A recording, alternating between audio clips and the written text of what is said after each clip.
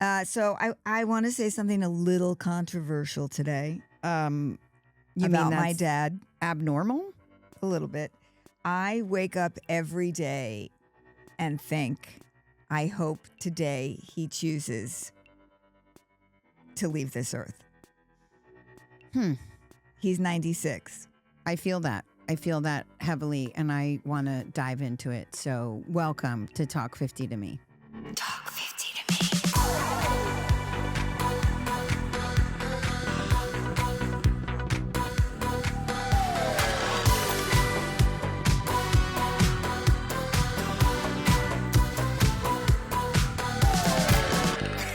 Let's do it again. Hi, Constance. Hi, Heidi. You know, right away when you said that, I had so many emotions because I had those same feelings with my dad. My dad was 94 when he passed away. And it also makes me think about the book by Jeanette McCurdy, which was I'm Glad My Mom Died, which was controversial until people read it and understood its significance. And I think, listen, our fathers, and this is just you and I here in this room, our fathers have lived very long, full lives. And I know for me, and we talk about this, that my dad did everything he wanted to do. Everything. So his last year, when he was alive, I don't think was the most fun. And I think it was really hard for him. Probably the hardest year of his life was the last year of his life. And it broke my heart to see him go through that. Well, that's my problem. You know, my dad's 96 and he's miserable. And I think that I want him to die so that it relieves me of the guilt that I have as a 60-year-old who just wants, 65-year-old who just wants to be enjoying this time of her life. And it's a terrible thing to say, but my brain is overtaken with how guilty I feel that my dad is miserable and 3,000 miles away from me and I can't do anything about it. And I think the guilt is the fact, or me not doing anything about it is the fact that, like, my parents weren't really there for me. So I'm not ready to uproot my life and go to him, which he would like me to do, and take care of him. And I know, like, caregiving is something people struggle with a lot at this age, you know, especially when it was a parent that wasn't really there for you. I want to say, as your friend, that you do show up for your dad, and you show up for him in ways that matter, which is quality, not quantity. And when I hear you talk to him and his response and how many times he says he loves you and how many times you say you love him, it's almost like he might be sticking around just to hear that a few more times. Yeah, are you going to make me cry? No, but I'm saying it's like, that's the truth, right? Like I think my dad stuck around longer than we had anticipated because he wanted that time with me and my sister alone without my stepmother around. Yeah. And my stepmother had to also pass away in order for that to ever happen. And that might have happened in the worst year of his life, but I also think it was probably the most time he had with us one-on-one. Yeah. And he didn't want that to go away. Yeah. It's really hard. I also think it just, you know, reminds me of my own mortality when I look at my dad, and that makes it difficult. But caregiving is a really difficult and important part of our lives as we get older. And I think today's guest excels at that. 100%. Today's guest is an Emmy-nominated actress, a 2020 NAACP Image Award-nominated writer, a producer, podcast host, voiceover star, and advocate. Best known for her roles on Community and The Odd Couple, but what's been happening since she's entered her 50s continues to be impressive.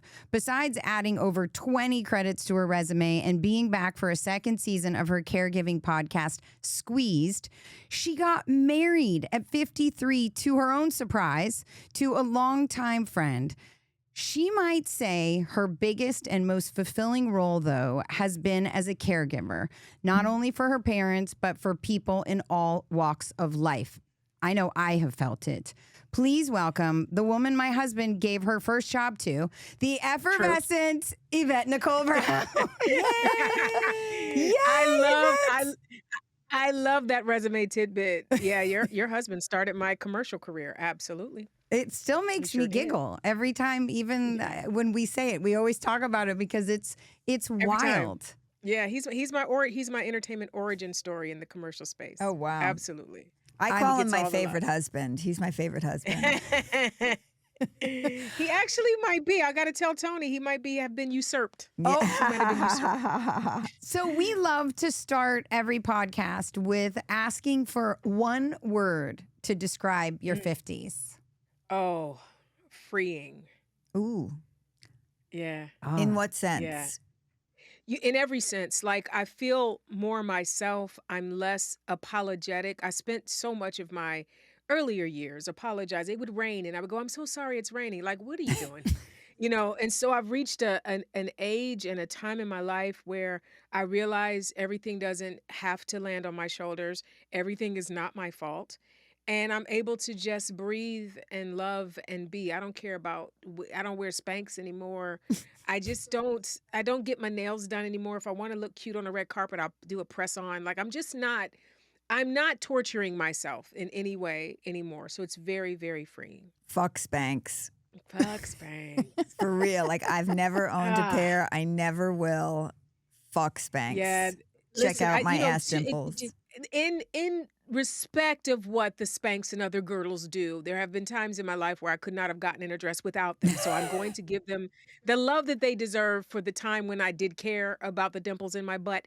I don't care anymore. Right. So now I'm going to just leave those for the people that still want to fight their way into a garment before they put on a dressy outfit. Well, and also imagine, Never. right? Imagine how much free time your brain now has not thinking about all that stuff. Yeah, I used to go whenever I would work on a show and they would get you in your trailer and they'd say, we're going to come get you in whatever. I said, just give me like a good 15-minute warning because it takes that long to get into my girdle. I don't have to. And I mean, literally gnashing the teeth. You got to put a little baby powder or something on to get it on. It's a lot of things that go into a girdle. So I'm very happy to say that I don't care anymore. I don't care. I Good. love it. I like I've it. embraced granny panties because I've always loved comfortable. granny panties. I was there for you. I was in those in my 20s. I didn't Yeah. care about that in my 20s. I mean, I'm not gonna- high-waisted jeans are a dungaree Come girdle. on. Let's go. Do it. Let's do it. Put it in my veins. Put it in my veins. So, is this what you thought your 50s were going to be like? Did you have an anticipation of them? I think so. Like my mother handled her 50s really well. She retired early from General Electric at I think 54, 55, almost the age I am now, 55. I'm 54. And so I think she and her friends modeled that it's not the end of the world, that life just begins then. And also remember, I got married at 53, so I entered my 50s having just lost my mother, still caring for my father, still working, and there was no love on the horizon. So I was like, well, I'm about to move into my Golden Girls phase, get my girls, move into a house, take care of each other. And so it just all looked like the lane was wide open and I was super excited to drive it. So I came in ready to go. I Wow. love to hear that because we talk a lot on this podcast about how I didn't have a role model of somebody that showed me what the 50s were going to be like until I basically met Heidi, and Heidi is 10 years older than me, and I just was like, wait, how do I do this? Like, I don't know what I'm doing. Yeah. Like, nobody showed me that it was going to be like this, whatever this was, right? So that makes Yeah. me really happy because we do a lot of times on this podcast too ask, like, who do you go to for advice? And so Yeah. it sounds like you got it from your mom and her friends. Yeah, my mom was a great example of Mm. just being a single woman, living by your own rules, raising her kids. Like she was a really great mom. And my aunts were all very independent women too. So I had that. It was always modeled to me. Even more so than what a loving marriage would look like. I knew how to be a Black woman who takes care of business, right? And so that was a part of my entire life, seeing her do that. When she went into her 50s, it was not the end of the world. And what I love about Gen X in our 50s is that we're talking about menopause, we're talking about HRT and progesterone, and we're doing podcasts called Talk 50 to Me. We're not going quietly into that dark night, and it's not a dark night. Like, we're realizing that the reason it was difficult for other women is because nobody told us anything. We're now sharing information, so we all understand. Don't be afraid of getting the patch. Get on the patch. I feel like a pusher girl. I'm like, you on the patch? Somebody tell me their symptoms. I'm like, you need to get on the patch. Stop playing around, get patch, get that pill at night. You can sleep again. Brain fog goes away. I talk about all of it, but we're all talking. We got Halle Berry talking about menopause. One of the most beautiful women ever walked the earth is not hiding away because she's reached the age where her period has stopped. That's all it is. It's a period stopping. It ain't the end of the world, everybody. I We do can make it through think, this. Yeah. yeah, I think in the 50s is when I started to be like, fuck shame. I'm not having shame about shit Yeah, somebody else is ashamed of. I'm not ashamed of that's it. right. That's Yeah, right. It's only shameful if we allow it to be shameful, and I don't exactly. find it to be shameful. No, me It's neither. freeing. I It's, was Mhm. fucking excited when I was at 365 days of no period. I was like, let's Hey, fucking my go. let's vagina's go. dead. Let's Yay. go. Let's go. Seriously, I have never been happier to see something end than my cycle. Goodbye. Yeah, Goodbye. like It was never good to me. ha- Never good to me. how many pairs of underpants did I ruin? I mean, this is why I moved into the granny panties Yeah. early. It's like I'm not getting something cute for $20 and it's destroyed in 2 business days. I know. So it ain't never been that serious for me. It really hasn't. And I remember I used to have these really great. I don't know why they don't make them anymore. They were like paper panties. I think Kotex or somebody made them, and they were thick enough where if you had an accident, it would happen in these little paper panties and not your good You panties. good panties. And so, but I think it's in line with them not really trying to make any of these experiences better for us. Like they don't research our bodies. They don't understand our bodies. Our periods are in puberty and our periods and then menopause are all considered shameful. And so the things that we could have, if men had to go through the things that I just described, there would be luxurious items for them to use every time. We don't have that. So I hate that the little paper panties are gone. I love the idea that you thought you were going to be sort of in this golden girl era with your girlfriends all living together, which, by the way, is very similar to a show that Constance and I wrote. So we'd like to have you for one of the roles in that, please. But I Don't play with digress. me. Don't But threaten me with a good time. we Don't are do going to threaten you with it. But what I love is that you got this incredible surprise in your 50s and found love. Can you take us through that story? Yeah, my wonderful husband was a platonic friend for like 25 years of my life. We met in acting class at church when we were in our 20s, and he was married and had kids, and he was going down the whole family man route, and we were just wonderful friends. And then we lost touch for like 20 some years, and he lost his mom, I lost my mom, he got divorced, and when all those things happened, I crossed his mind and he found me. And we rekindled the friendship, and then in doing that, we realized that we were a perfect match, and here we Wow. are. Okay. Who knew? The Who knew? universe knew. That's who knew. The universe sent Crazy. little notes to each other so that you find each Yeah. other again. That's amazing. Yeah. But I It's want to really know cool. what that first kiss was like Mm. because kissing a friend is different than kissing a stranger. Yeah, but you know what's funny? He was a little more than a friend by the time I kissed him. You know what I mean? We were long Oh, distance. He was in New York. And the first time we kissed was after we knew we liked each other, mm, but months after that. You know what I mean? So it wasn't like kissing my friend. It was kissing my boo. You okay. know what I mean? So it was just different. You have the moment where it's like, oh my God, I'm kissing Tony. That's went through my mind because he's always been just my friend. But it was nice kissing Tony, so that friend part went out the window really fast. That's right. That's right. So now let's get into your other love, which is Yeah. the caregiving that you give and the love that you give so freely to strangers and to friends and to your own parents. Is Yeah. that something that came naturally to you? I would imagine it is because I know you and you are that. But how has it been with the caregiving of your parents? It did come very easily to me. My mom raised me and my brother to be the helpers. We Mm, we watched Mr. Rogers as kids, and she always would say, like Mr. Rogers says, look for the helpers if you're in trouble, but even better, be one of the helpers if mm. you can be. And so we always moved through life walking into rooms, seeing what we could deposit instead of take, who we could help instead of hinder. So that's been the way I've lived my entire life, even in this wretched business. I always walk onto sets thinking, who am I here for? There's an assignment for me here that is beyond me, my name becoming great or me getting another role on my resume. I'm here because someone's going to need me this week that I'm here. And I get busy finding that person as soon as I hit the set. Wow. Um, and so it's a natural, it carries over easily to caring for someone that taught you how to use a spoon. You know what I mean? It's like, how am I not going to show up for my dad when he needs me? And it has been always say it's the best tough thing I've ever did or the toughest best thing I've ever done being a caregiver. I'm in almost year 13. We're 12 and a half years in with daddy. He was with me for 11 and a half of those years. He just spent his first year in an amazing board and care because he no longer walks and I couldn't get up to speed on everything he would need in time to give him the care that he deserved. So I was encouraged by our social worker to use that energy instead to find someone that could care for him the way that I would want him to be cared for. And I found that in the amazing Lala and his amazing board and care. And me and Tony visit him all the time. And it's been a little handover, but the idea of caring for people, I tell people all the time, it's just loving people. Mm-hmm. And we all know how to love. Now, the thing is, we need to get better at extending the love beyond just our immediate family.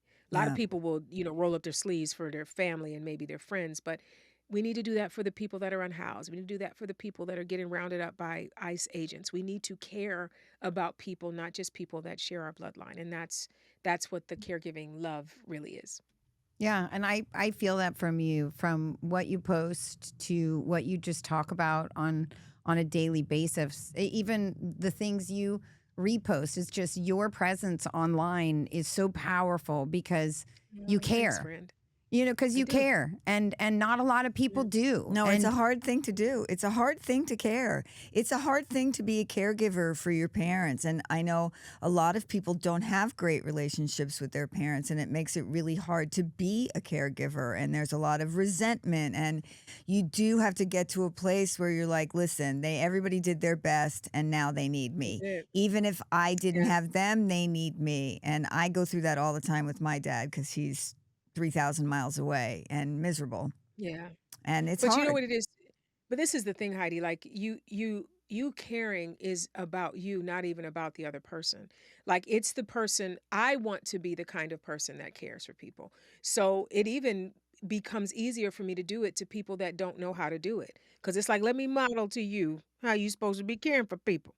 And then if it's a family member that didn't do right by you, then it is probably their karma that they see you do right by them. And Yeah. then that gives them one more chance to maybe apologize or get their little raggedy self together so they could be more loving. We're all here just to learn how to be better humans. The lucky ones of us were taught before we reached 18 and went out into the world. The ones that weren't taught before then are wreaking havoc, and we all know who those people are. But those of us that are around them and still on this side of heaven with them, we can model the behavior that they should have.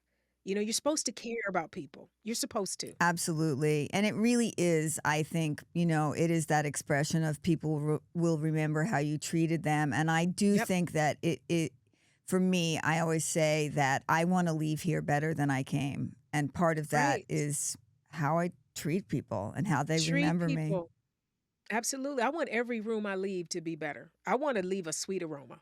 You know what I mean? Even if it's a difficult day or a difficult assignment, I'm like, I'm not going to add to the difficulty today. mm-hmm. So let me just roll my sleeves up and be a decent human being and get through this. And let's help everybody get through it. That's everyday life, though, by the way, ladies. Like, especially with what we're facing now, please try to be an asset, not a liability. Yeah, I get. Please try to make things a little bit better because we all struggling right now. We the finances and mental health and actual health. Everybody's going through it right now. Yeah, So try and just be an asset, not an asshole. try to be an An asset, asset, not an ass hat. Yeah. Okay, so There you it is. also talk about signposts, which I Yes. love. And I think Heidi and we talk about this all the time about like, oh my God, what did that mean? And I'm Mhm. wondering if you want to elaborate a little bit on it, but also what's the latest signpost that you've seen and what did it mean for you? I haven't gotten any. It's been dark, ladies. It's been dark. So I haven't really seen a signpost lately that has me like, yeah. But this is what I've been telling myself, especially, as a Black woman in America right now. Um, my ancestors had it way worse than any of us have it right now. And as dark and as scary as all of this feels, they went through way worse. And I'm here, which means generations of little Black people have come out of that horror and we are thriving. So that says to me that we all, not just Black folk, we all can survive this fresh hellscape that we're in. But we have to, because in the beginning, I would post stuff like, we're cooked, guys. That's a wrap. And, and I had to check myself because it's like, you the one to be encouraging people. You can't say we cooked. So I pulled back from that. And I now say it does, you got to be honest, it looks bad. It looks really bad.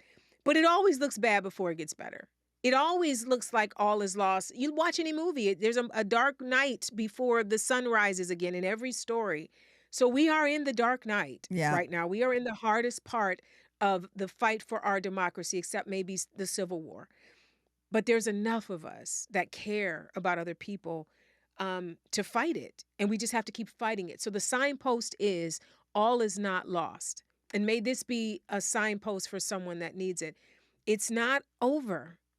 It's not over. The fact that we woke up today tells me that it's not over. There's still some fight in me. We're going to keep fighting and we're going to make it better. But it's going to take all of us, and it's going to take everybody voting. There's no more sitting out the votes. No. You go and get registered and go on. And I don't care. You know who to vote for. You know who not to vote for. You know who to vote for. If life is rough for you right now, pay attention to who's in charge of everything right now. And when it's time to vote, you make a different decision.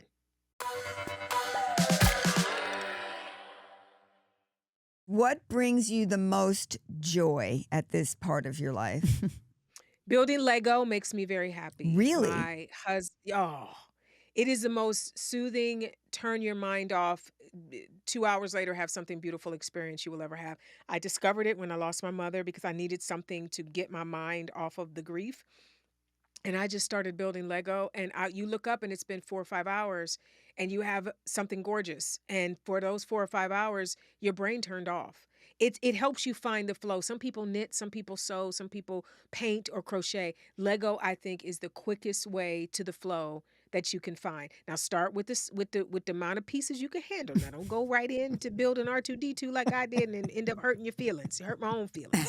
You got to pick one that is, that you got enough pieces. Do about 500 pieces and make your little something, and then move up from there. But Lego is great. I think Any we time just spent got with you my a new husband. sponsorship. Hey, Lego don't for play. the I've flow. been waiting for Lego to call me. I don't know why they ain't called me. Seriously. Wait, have you done the Lego Yeah. flowers? I do the flowers. Oh.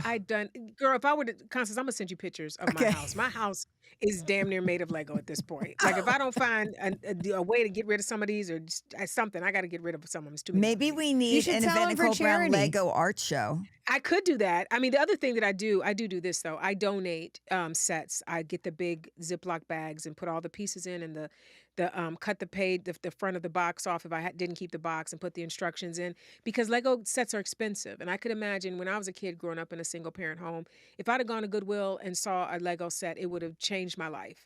So I'm just going to do like little Easter eggs, drop a couple of them off at different Goodwills, and babies can, or adults too, can get the whole set and build. So that's what I'm doing. So Lego's one.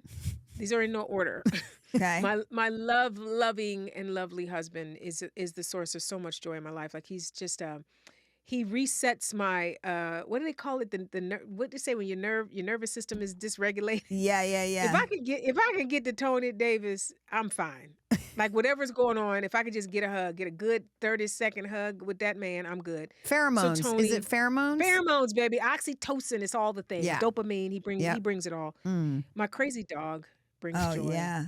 Time with friends. I've known Constance forever. So being able to make the time to, do this podcast with you two ladies has brought me joy. It's really little things at this point. I don't need a $1 million or a spaceship to the moon. Just, some well-cooked potatoes and Oh. time with my husband and the HRT patch. And I'm good. Well cooked Good. potatoes. So Well, good potato. real good Anyway, potatoes. You could have waffle cuts, crinkle cut, however you do it, fricassee Wow. au gratin. Legos and Mhm. fries. I Right? think maybe Lego that and should be the fries, name baby. of your My book. podcast. No. No, Yeah, or My your memoirs. podcast. My memoirs. yeah, Legos and fries and paper Legos and underpants. fries, baby. So And I paper want to ask underpants. you something because you are such a caregiver and care for so Yeah. many. How do you care for yourself? Girl, I don't know. I promise you, the self-care question trips me up every single Mm-hmm. time. And every time I hear it, I go, next time somebody asks me, I'm gonna have an answer. I have never had an answer. I'm not a manicure pedicure girl. If you look at my hands and my feet right now, you would cry. Same. I don't do massages like I would like to. I don't go to hair salons and get my hair washed and cut and colored. I don't do any of those things. Again, back maybe Lego is my thing that I do to take my mind off of things. I read a lot. I love music. But as far as I'm going to do this because I need to make sure my cup is full so I can pour into other people, no idea. No idea what Okay, well, that is. that's your How to do it. assignment. You're going to need to I find know. something that you do that is only Something. for you. What Constance's do you guys bedtime do? routine is 45 minutes. What do you do, That's what Constance? What I do you said. I don't do? have that kind of time. She's got a whole Well, situation. no, I was just saying that I'm like you. I don't do really anything for myself. But I'm Yeah. every single day, what I do know that I do for myself is my nighttime routine. And that is the Okay. only time I give myself, and I don't feel guilty that Yeah. I'm going to put my serums on. I'm going to do my lotions. I'm going Yeah. to, it's the phone's not ringing. I'm not looking at Mhm. emails. No one's texting Yeah. me. I feel like I wish that it was when it was light outside because I Yeah. wouldn't be so tired and want to just Right. get through it. But I do think that just as much as you put so much care into others, even Mhm. just once a week, we're supposed to do it once a day. I know. We're supposed to take care of ourselves once a I day, even know. if it's for 5 minutes. I shop like a Yeah. motherfucker. That's how I take care of myself. I do shop. Now I am a shopper. I mean, where I go, I'm not at Neiman Marcus. Me You know neither. what I mean? Like I'm gonna hit a good Goodwill and get some blazers Same. and I love to create things, so I'll get a blazer. I'm gonna cut this off, I'm gonna add a patch. So I do things like that. Yeah, it all lines up with the put your own oxygen mask on first. Mm. And I know this, we all know this. As women, we know that we're supposed to make sure that we're okay first because you can't pour from an empty cup. I just do not know how to prioritize it. And it's smart that you're making it a nighttime routine, Constance, because you're gonna go to sleep every night if you're lucky. At some point, if it's not an all-nighter, you're gonna actually hit the sack. So that sounds like a good thing to do, even better than doing it in the morning because you might be rushing out in the morning, but at night, you that's really smart. So I got to find something to do before Like I go even to just bed. doing a That's face mask. I mean, it's hard. Face right. masks are hard because like I'm in the bed with my husband and like that's the last Yeah. image I want to give him when he goes to sleep at night is me in like this face mask, which we all look crazy in those masks. Mike Myers mask. Yeah, exactly. Yeah, I But love it it. is true. It's the one time where, it makes him mad that it takes me forever to get to bed. Mhm. But I'm like, this is the me Yeah. time. Sorry, I'm on me Yeah. time. Me time. Exactly. Yeah. What are you manifesting for yourself for the rest of this decade of 50s? Career-wise, I really want to do a multicam sitcom. Well, God, I we have have been one. dreaming. Okay, y'all stop dangling. If you're gonna do it, then go on, send it to me now. I But know. I really want to do a multicam, and I've been working on one, like creating one with a dear friend of mine, and I want to get the caregiving aspect in it. There's so many things that I want to say comedically. I want to give people their medicine with a little bit of honey. Yeah. So I think a multicam sitcom is the way to do that. So I'm actively looking for one, creating one, auditioning for them. Like that's what I want. So I'm manifesting that. I'd love to retire on that, like get my little 7, 8 years and Yeah. win Constance a couple of has Emmys and get out of there. That's one right. of the reasons Constance and I sort of got along so well is because she was desperate to do a multicam. And Oh, God knows we've been pitching them to crickets. Yeah, but specifically a multicam for women Women in their over 50s. 45, Okay, so Wait. do you have any advice for the next generation? of women Oof. coming up into their 50s? Coming up into the, oh, I had some for the younger people. You can do Oh, you that can do too. whatever. Just advice for the next I'm gonna, generation, really. what I will say for the younger people, and I'm gonna sound like old auntie now. Um, your body is your temple, and you are designed to be a gatekeeper of what happens to your body. Now, I Mm. know the government is trying to tell us we don't have that, but you do have autonomy over your body. And so you need to be very vigilant about who and what you allow to be in your space and in your body in every way. I mean that. So don't let what society says is the new cool way of being make you do something that you don't personally want to do. Now, if you want to do it, go on, rock on. Again, you have autonomy, that's your body. But make sure the decisions you're making for your body are your decisions Mm. and not someone else's decisions. It's a free for all right now, but it ain't got to be free for everybody. Hello, tighten it up, tighten it up, circle the wagons, because there's some things resurging in these streets that you cannot get rid of. Yeah, Mhm. this is So true. just realize that they're hooking up with everybody. I know everybody doing it, but you ain't got to be everybody. So I'm gonna say that. And this is your permission to not do what everybody is doing if that is not what you want to do. So that's for the younger people. For the old, and maybe some of the old ones too. Y'all, come on, tighten it up, That's right. tighten it up. I agree. But this is for the women in their 30s going into their 40s and 50s. You are about to have the time of your life. I think when you cross over to 40, your I don't give a damn immediately goes out the door, and it just continues to get stronger and stronger every year in your 40s, and then once you cross over to your 50s, every decade after 40s is full of more of you understanding who you are, what you will and will not put up with. I am telling you to lean into it. Lean into it. And no one gets to decide what makes you a success or not. I know everybody talking about you ain't a success unless you're married and you don't and you have kids. That's a lie from the pit of hell. If you do not want to get married or you do not want to have children, you do not have to do that. And if you don't do it, it doesn't mean that you failed as a woman. You are more than a baby factory and a wife. Mm-hmm. And I'm going to say that as a wife. Trust me and know if anybody can speak about what it's like to be single and married, it is me. And I spent most of my time being single. And I'm telling you, it is only a dirge if you let it be. I had the time of my life as a single woman. Thank you for You speaking know, up for my people. I am 65, absolutely. 65 single forever and childless Yeah. and happy to be And there. and happy to be there, and then lived a full, rich life. I refuse to believe this is where I was in my 50s when I had, was getting my Golden Girl house and stuff. I'm like, ain't nobody gonna tell me I didn't succeed Yeah. in life because I ain't somebody's wife or mother. That's a lie. Yeah. It's a It lie. is a lie. Live your life on your terms. Do no harm. Be a decent human being and live the life that you want to live. That's what this is about. As far as we know, we get one shot at it. I'm not using mine to make other people happy. Not anymore. Amen. That's beautiful. Amen. And Yeah. and it's why what I spend every day talking about, and I love it. Thank you for summing that up. I'm going to ask you a Yes. last question. It is a surprise Sure. question. Okay. Well, she answered that one, so that's not going to work. Let's try another one. Here we go. The surprise Let's drum see roll. what it is. I love a When's the surprise. last time you told yourself how awesome you are?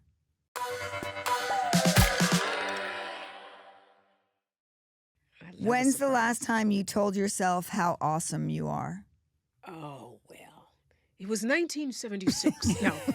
Um, I don't don't really do that. There are moments I really like doing voiceover. And so there are moments where I will see the finished cartoon and go, "Oh, that was good." You know what I mean? "Oh, you really sound like a squirrel, Yvette. Way to go." So that's probably the only time I do it. But as a rule, I don't. I'm not somebody that looks in the mirror and goes, "Where do you get a load of me?" I'm not that chick. I'm not. I'm just not someone that really rings my own bell or flies my own banner. Um, I would like to give you except permission to do that more Okay, well, often. I will say this, Heidi, except for I know that I'm a really good friend, and I know that I'm a very kind person. So those two things, I will fight anybody who says otherwise about me. I know that I care about people. The other stuff just seems a little fluffy. It's a little, Mm. ankle deep. So I don't really dabble in the other, and everything else is subjective. If I'm a good actor or whatever, that's subjective. People like it or they don't. but I am undisputedly a good friend and a kind person. So Well, I we lean think on that. you're Well, maybe undisputedly awesome. at least just Thank today, you. your little bit of self-care, just, give yourself a little something something in the mirror today, whatever that is, even Yeah, if it's just like you're what you're awesome. saying. Yeah. Yeah.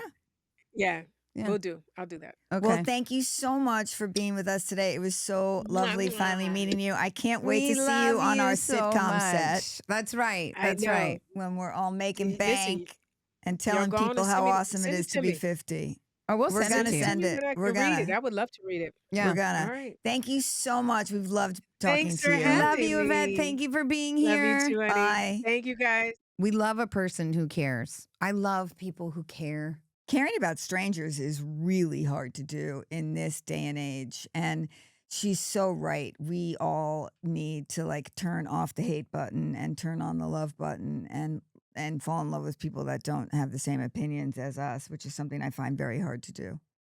They're rare. It's wild that unicorns are people who like show up caring and Yeah. show up with love first. I also love the whole concept of, having this sheer and utter surprise come into your life in your 50s. Like you can't know what's going to happen tomorrow. You can't predict it. You can't plan it. It's just her falling in love and getting married and having this person who is literally like her lifeline and calms her nervous system. Like you can't plan it. So just stay open. Mm-hmm. Stay Always open stay to life open. and just choose love. Choose love, as the kids Choose say. love. Okay, well, you know what? We're going to leave you with a little quote today. Never believe that a few caring people can't change the world, for indeed, that's all who ever have. Oh, that's Margaret Mead. And She's that's amazing. so true. Like there it is. It's right there. All the people that care have made a difference in the world. Yeah. And she has a whole podcast about it. It's called Squeezed. It's all about caregiving, and y'all should listen to it. Right? That's right. Okay. And that's all the time we have for today. Yeah. If Thank you want- for listening. Thank you for listening. If you want more Talk 50 to Me, follow us on Instagram at Talk 50 to Me and subscribe to our email list to get Talk 50 to Me updates and announcements. If you have a question, DM us on IG or email us at talk50tomepod@gmail.com. And remember to like and subscribe wherever you find your favorite podcast, because as we said, sharing is Caring. and caring matters most. See you next Tuesday. Bye now. Talk 50 to Me with Heidi Clements and Constance Zimmer is produced by Alex Beatty, recording engineer Aaliyah Walker, editing by Zaleen Hassi, music by Matt Friedman, production services provided by A4S Podcast Studios, a Talk 50 to Me LLC production distributed by the Forward Network.